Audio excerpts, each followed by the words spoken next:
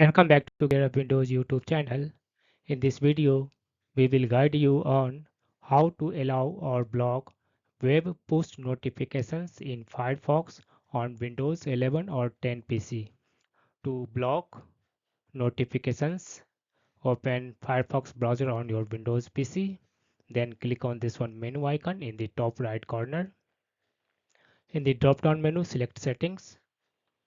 In Firefox Settings, select this one option, Privacy and Security. On the right, scroll down to the Permissions section. Under Permissions, you will see this one Notifications option.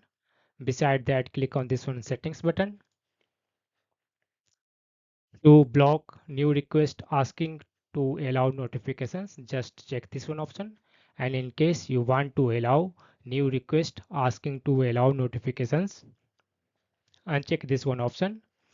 And in case you have already allowed notifications from some of the websites, you will see that websites will be listed here.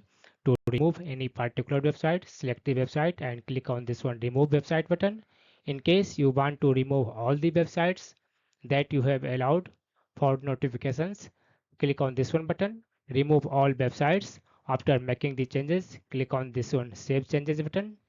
To apply the changes, close the Firefox and reopen it once. That's all about this video.